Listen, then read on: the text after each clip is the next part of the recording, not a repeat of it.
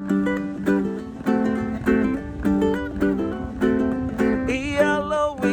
a little aloha in our day. Spread a little aloha around the world at breakfast with Bob. Thank you, Poncho Man. Welcome right back to Breakfast with Bob, not quite Kona edition. My name is Bob Babbitt. We are brought to you by Hoka One One, by Master Spas, by Clash Endurance, UCAN, Hyper Ice, Premium Plus Sports, Form Smart Swim Goggles, and of course, our Challenged Athletes Foundation. Just last week, we sent out 3,256 grants, totaling $6.2 million to keep challenged athletes in the game of life through sport. Our next guest, a gentleman we have known forever and ever. He actually is the fastest swimmer ever in Kona, went 46:29 in 2018 at the age of 43 years old. Mr. Jan Sibbersen joins us. Jan, how you doing, brother?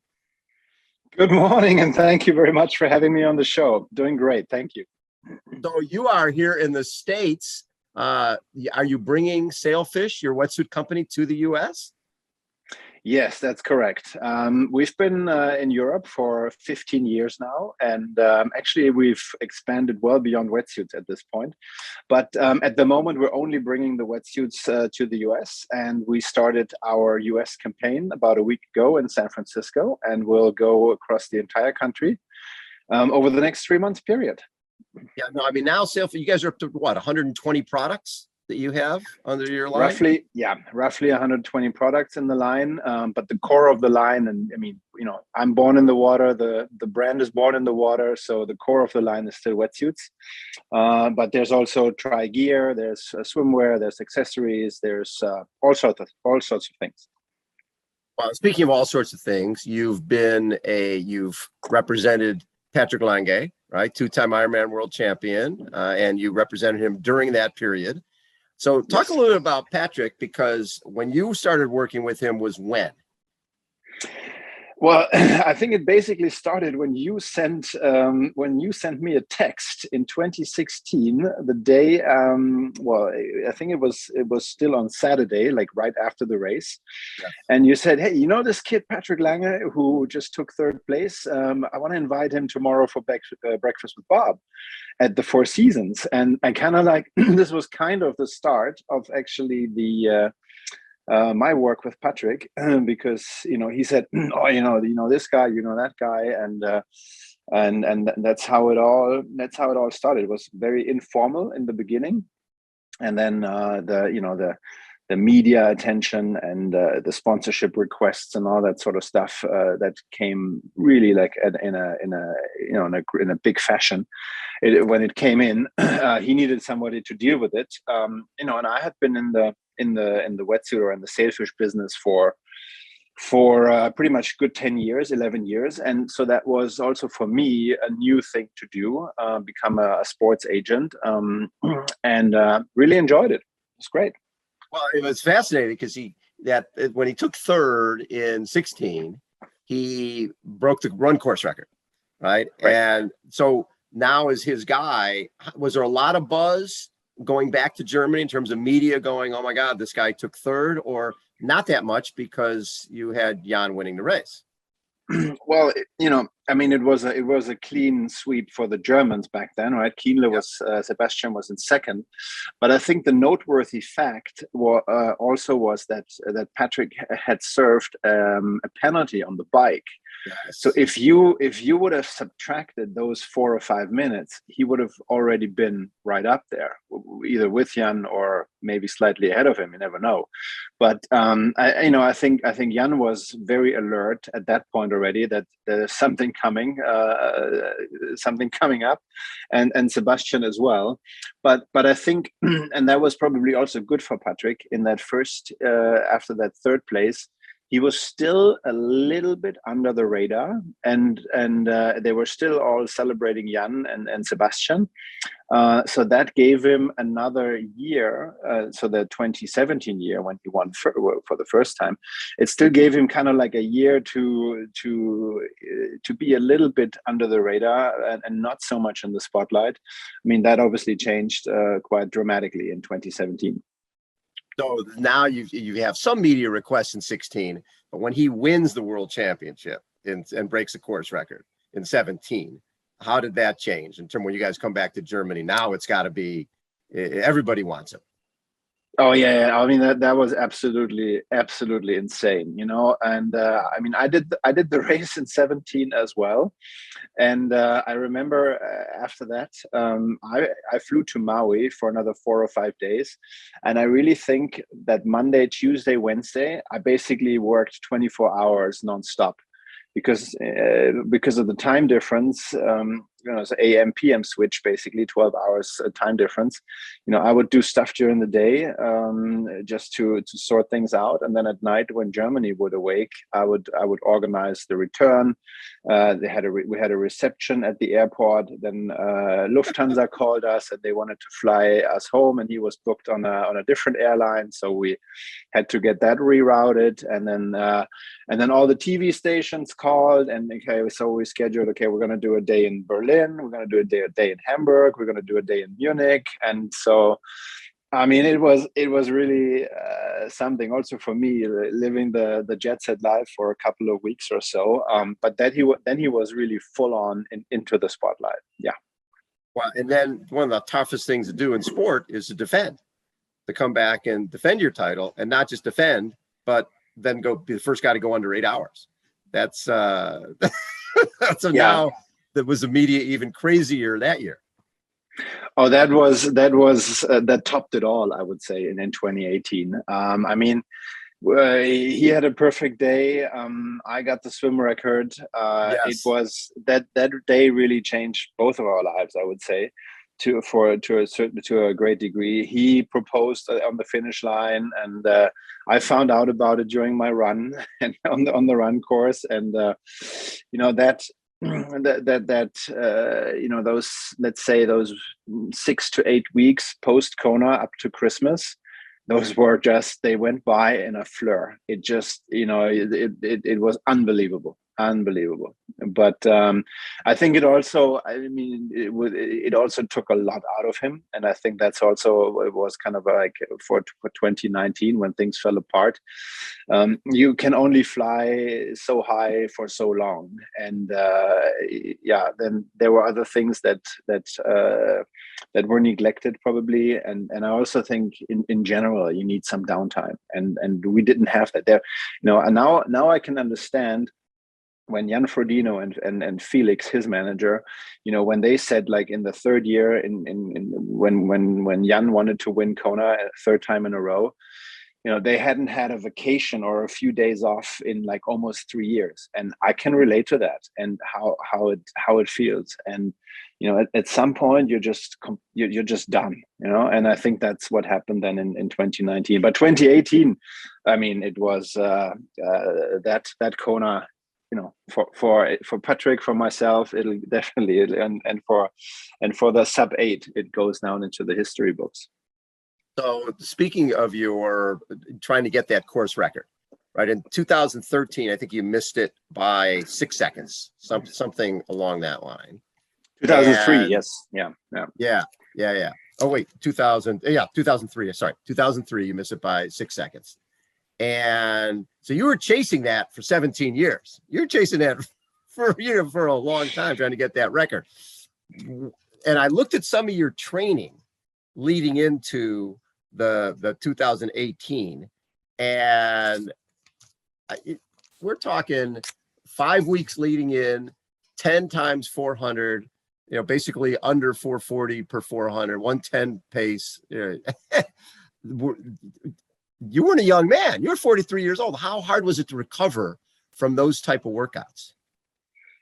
That's actually the very best question, because that was the very biggest challenge, was the recovery. And yeah, for those of you who know me a little better, I not only do I like the non-alcoholic beer that a German brewer supports triathlon with, but I also like an occasional glass of red wine. That obviously does not help that much for recovery. But I can tell you that you know, back in the days as a swimmer, swimming for the national, swimming in college, and all these swimming years, you know, you'd swim 10, 12 times a week, usually twice a day. and you'd take an easy session, and you would recover throughout the session, and then you could do a more intensive workout on the next one. Now that it completely changes when at the age 41, 42, 43, and it basically I could only do like 2 or maybe 3 more intensive sessions, swim sessions a week. That was really the max. And I had to also make a very clear choice or decision on really focusing 80 to 90% of my training on swimming only. So when I went into the final Kona prep, which I would say was like maybe starting in June or so, 3 to 4 months out, I basically ran once a week a 10K. And I cycled once every 2 weeks for like 80 or 90K.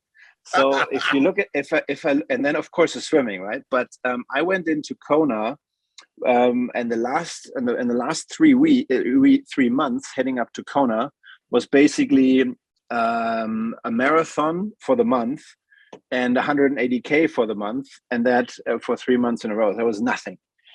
So when I I was a bit concerned I wouldn't make it to the line, but it was a perfect day. The conditions were just like unbelievable. Yeah, but yeah, it was pretty rough. So I think back, it was in 2002, Where to Watch, and it's 20 minutes at the turnaround, and you're probably thinking, okay, I got this, and then it was 27 on the way back, obviously current.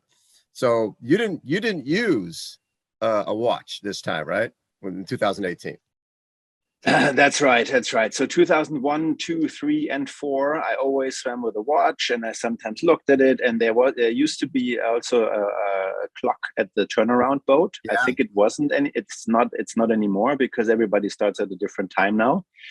So I remember that year, and I got to the turnaround boat and the body glove boat, and I looked up, and it's like 20 minutes and 30 seconds or something. I'm like, I got this easy, right? And then you hit the current on the way back, and it's like, God, I'm standing here, and you see the hotel is not moving, and the pier is not coming. I hate that. And the arms are getting heavier, and it's like, man, what's happening, right?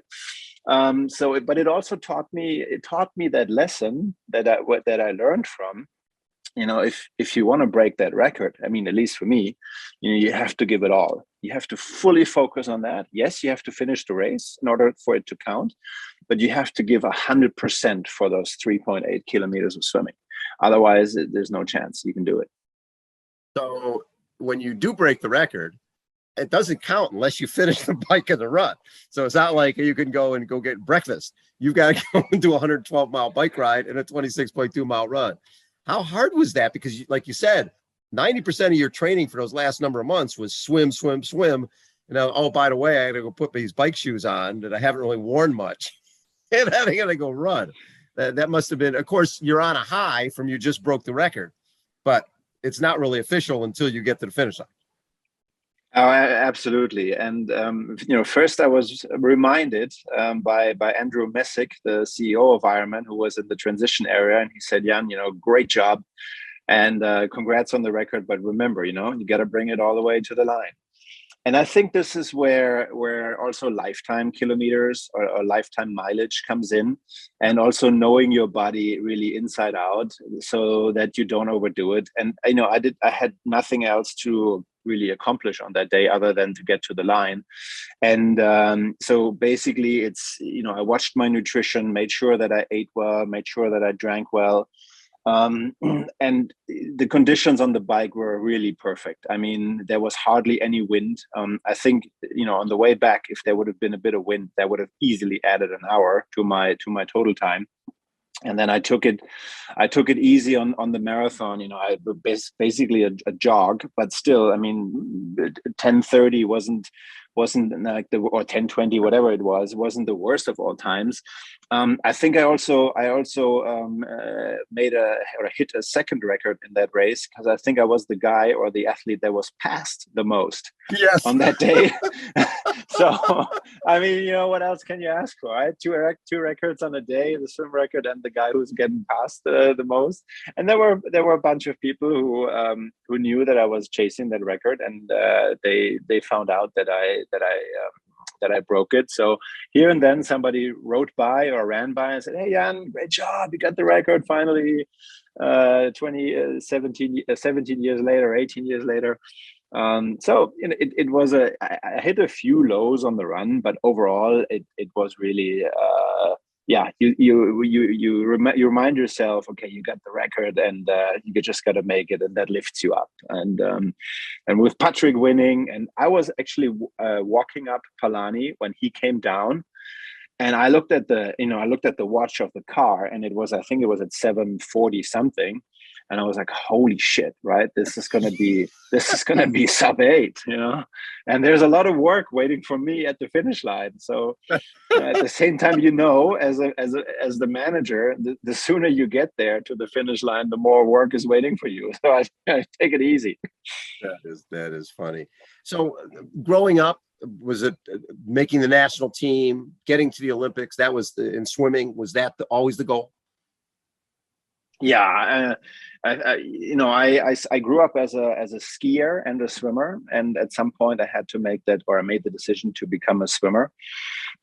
So maybe when I was like 14, 15, but I think then we had this guy called Michael Gross. He won a few, he called them the Albatross, right? The Albatross, yes. Exactly. So he was this larger than life figure in German swimming, and definitely a role model or an idol. And so, of course, I wanted to make the Olympic team. Ended up not making it, but still, I was very happy with my swimming career. It opened me doors. I went to college in the US. First, I had a swimming scholarship. Then somebody's admitted, or I was admitted to Harvard, and all these things that happened through swimming, right? Right. Or at least it gave me the opportunity. So when the swimming chapter came to an end late in the late 90s and 2000, I was super happy with my swimming career. Yeah. So, and then the transition to triathlon, did it happen in the States or when you went back to Germany? It actually I did my first triathlons in the mid 90s. So whenever the swimming season was over in let's say June, July, I would add a couple of triathlons, just because there were a couple of guys on my swim team who would do that every summer. And we just had a lot of fun on these triathlon weekends.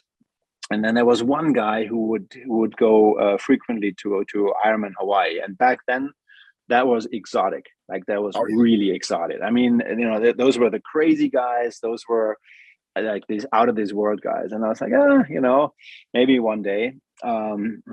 So on Thanksgiving in 2000, so that was still during my US times, because I went on to work in New York. I had a friend visit me, and he signed up for the half Ironman St. Croix. Mm-hmm. And I was like, maybe I should take a vacation and do that race with him. And in the first year of investment banking, you don't really ask much for vacation. So I told my boss, look, there is this half Ironman, and I kind of like swallowed the half so that she thought it was a full Ironman. And she said, "Oh, Jan, you should do it. You got to do it. It's a great thing." And I signed up as well, and qualified for Kona right away. So you're like, I'm good at this. Yeah, well, it was so much fun. I mean, that race in St. Croix, it's such an epic race, and it definitely, I don't know if is it still around? It's not around anymore. I think it is, but the beast was so cool. That climb on the St. Croix was pretty cool. Yeah. So that was the start, and then I did a multi-sports camp with Paula, with Huddle, with all these guys out in Boulder. And back then there was also Tim de Boom. Yes, he was out there, and that was my introduction to the family. And then it was Kona 2001, right after 9/11. And were you pro by then? No, no, no. I was so I raced in St. Croix. I raced as an age grouper. Right. And at that multi-sports camp in Boulder, at the end, every we went around the table, and Paula and Huddle, everybody, asked the guys who were there, what are your what do you want to accomplish, and what do you want to do, and what are your goals for triathlon? And I said, look, I'm qualified for Kona. I'm going to be the fastest swimmer in Kona. And they're like, no way, no way. This German guys are like making fun. And then it actually happened. And that was kind of like the kickstart to the triathlon career. And I thought, okay, well, banking can wait, and maybe I should do a little bit more of this, and I can go back to finance afterwards. And yeah, well, that never happened. I like the way sport and business have worked together for you. Where you 2009 you started wait, when did you start Sailfish? Was that 7? 07. Yes. Then 2009 you started Sailfish Swim Nights in Germany, and 2010 was a Sailfish Night of the Year, which sounds like the sort of the European version of the Endurance Sports Awards banquet, which is awesome. And so you were able, it seems like you transitioned so quickly from and work together, sport and business. Was that as seamless as it appears from the outside?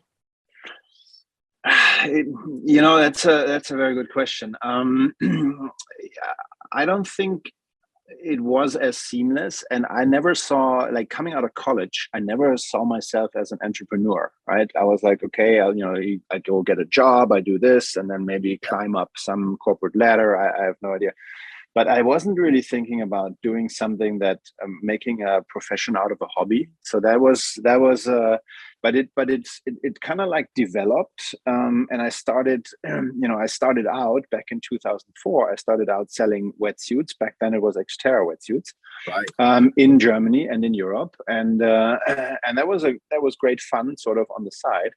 And I think one thing that really helped in the entire process was, I knew that I was never going to win Ironman Hawaii or even an Ironman, because I was a heavy guy, right? And I weighed it in, even in my good times, I would weigh like 190, and you just can't run a fast marathon. Well, with that, maybe if you're Ein Ala Johansson or one of those guys. But it was tough, and I always had a little bit of back pain and a little bit of pain here. And after the swimming career, it's your body slowly but surely that tells you you're getting older. So I realized soon that my biggest capital would be the swim, and that's why I focused on, let's say, being Mr. First out of the water, because I knew that would work. And then in combination with selling some wetsuits, and that kind of like went super easy on the side. That's how I would say things progressed, and I had a lot of fun, and it never felt like work. And then I came up with these ideas of the swim nights, where I said, "Oh, let's do something for the community. Let's bring people together." And the same thing with the Sailfish Night of the Year. I mean, it's a lot smaller than your event here, but still, it's like 800 people, and they come every year, and it's always sold out, and we've had pretty much everybody except you on stage, but we'll work on that. But it's, those things, it gives the entrepreneurial creativity, I think, also came in over the years, which was a lot of fun. And 15 years later, now we're tackling the next big chapter. Well, then in 2015 to 2019, you ran a triathlon convention, right? And then you obviously 2016 to 21 managed Peter Lange, wins 2 world titles. It's like your fingers in a lot of pies. Talk about bringing Sailfish to the U.S. And it's cool that you really built over 15 years, built your brand and have taken your time to, because the U.S. is a tough market. It's a little different. Yeah, I realized that, and I obviously when you start a company or like I did, when you sell goods and you look, you're looking at the world. There's the biggest market in the world, which is the US. And but in contrast to most of my competitors, we're not private equity funded. Where there's no external funding in my company, and so we, everything that we've achieved so far was by organic growth. And let's see how long I can keep it up that way. But it also limits you, of course. If you don't get a few millions here and there and financing rounds, things turn out to go a little bit slower, maybe a little bit healthier. So when I look back at the pandemic, it didn't hit us as hard as it hit others. And then I thought, and it was really last year, at the end of last year, I came over to Los Angeles and to really rethink the opportunity of the US market.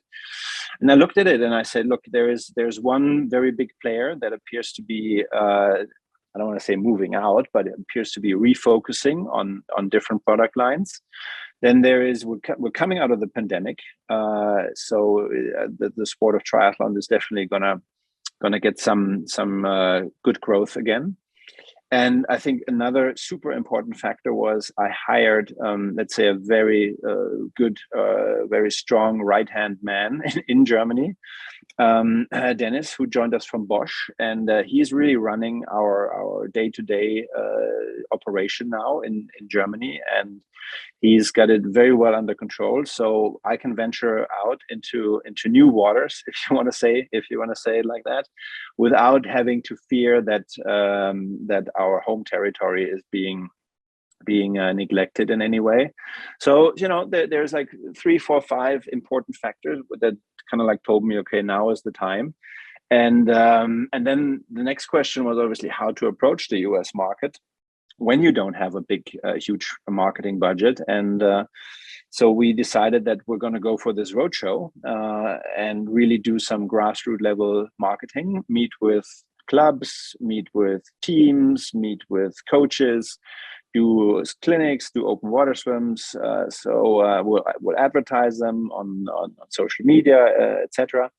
And aside from that, I think a 3 months roadshow across the entire US will also be a great way to learn even more about the country. Very cool. So will you base yourself here then obviously for next 3 months, but is that something where you'll stay here as a company grows in the States?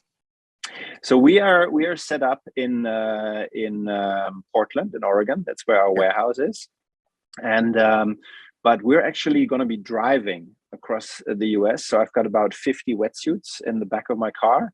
We got the car fully up and branded, and so we've just spent a week in San Francisco. Now we're going to be a week in Los Angeles.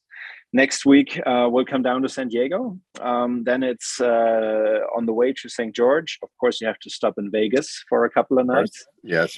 And then we're going after St. George. We're doing a quick stint up in Salt Lake City.